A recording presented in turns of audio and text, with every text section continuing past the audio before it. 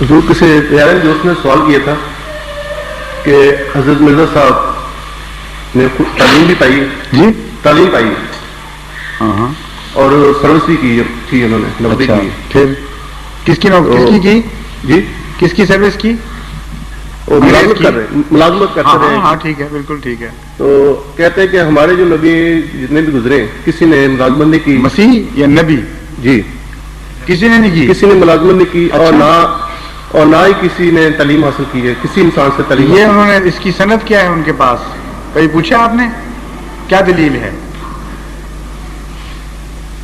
قرآن کریم میں دیکھیں، قرآن کریم یا الہی کتب سے جب تک کوئی اپنی دلیل کے حق میں ثبوت مہیا نہ کرے اس کے اعتراض کو قبول ہی نہیں کرنا چاہیے. اس بنیادی اصول کو پہلے سمجھ لیں. آپ بہت ساری مصیبتوں سے بچ جائیں گے ہمیشہ کے لیے. قرآن کریم نے یہ طریق خود سکھایا ہے، ہاتھوں برہانہ. یعنی ہر اعتراض رتب و یابس آدمی اٹھ کے جواب دینے لگ جائے تو آپ تو نپٹ ہی نہیں سکتے ان مصیبتوں سے. اصولی بات قرآن نے سکھا دی. قرآن کے لفظوں میں کہیں ہاتھوں برہانہ کم، تو جو یہ دعویٰ کر رہا ہے اس کی دلیل لاؤ. انہوں نے کہا جی کہ اگر آپ ثابت کر دیں کہ نہیں جو دعویٰ کرتا ہے اعتراض کرتا ہے وہ تو ثابت کرے پہلے اپنی بات کو. میں ثابت کروں گا وہ الگ بات ہے. پہلے آپ کو میں اصول بتا رہا ہوں کہ جس شخص نے یہ دو دعوے کیے اس نے، ایک یہ کہ کوئی نبی عام دنیا کا علم پڑھ لکھ نہیں سکتا، یہ دعویٰ کیا نا اس نے. جی. دوسرا یہ کہ کوئی نبی کسی کی نوکری نہیں کر سکتا. دو دعوے کیے. جی دو دعوے کیے.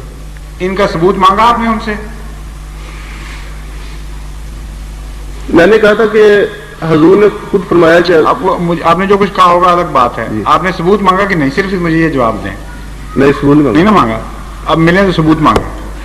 اور آئندہ جب کوئی اعتراض کیا کرے اس سے ثبوت مانگا کریں. یہ قرآن کریم نے ایک ایسا بنیادی اصول سکھا دیا ہے، جو بات آپ کو مسلم ہو اس کا ثبوت نہ مانگیں، جو آپ مانتے ہیں واقعی یہ بات آپ کے عقیدے کے خلاف ہے. اس لیے جب اس نے کہا ہے تو اس سے پہلے پوچھے تو صحیح کہ اس کی دلیل کیا ہے. ہم تو مانتے ہی نہیں اس بات کو. پہلے اعتراض کرنے والا دلیل لے کے آئے. اب اس کے خلاف دلیل سنیے. حضرت یوسف کو نبی مانتا ہے کہ نہیں؟ وہ مانتا ہے. جی. وہ فرعون کے نوکر تھے کہ نہیں؟ جی. فرعون کے نوکر ہوئے تھے کہ نہیں؟ یہ نہیں پتا آپ کو؟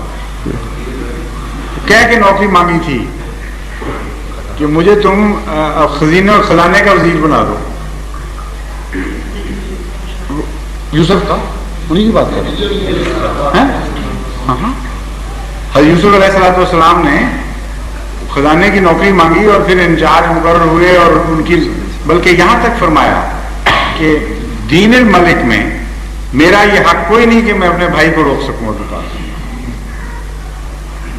محدود اختیارات تھے سارے اور اس کے قانون کے پابند تھے. خدا تعالیٰ قرآن شریف میں فرماتا ہے ہم نے ترکیب کی یوسف کے لیے.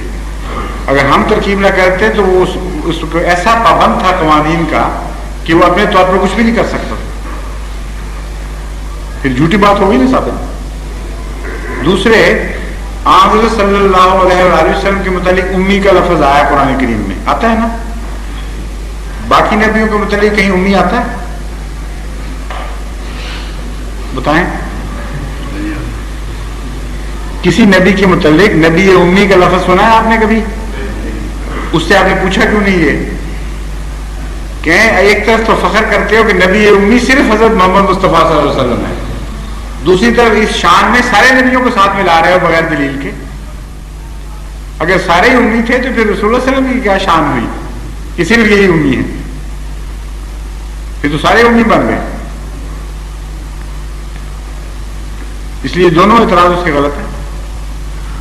ان کا دعویٰ کو سوائے نہ صرف یہ کہ اس کے پاس کوئی دلیل نہیں بلکہ اس کے برعکس ہمارے پاس دلیل ہے.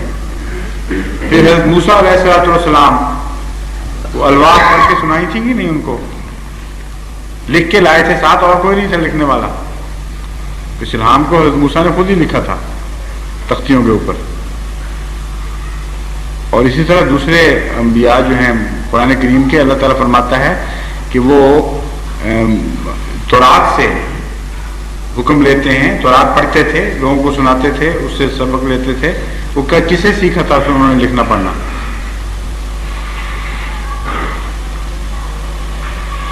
پرانے انبیاء جو بنی اسرائیل کے تھے لکھے پڑھے تھے.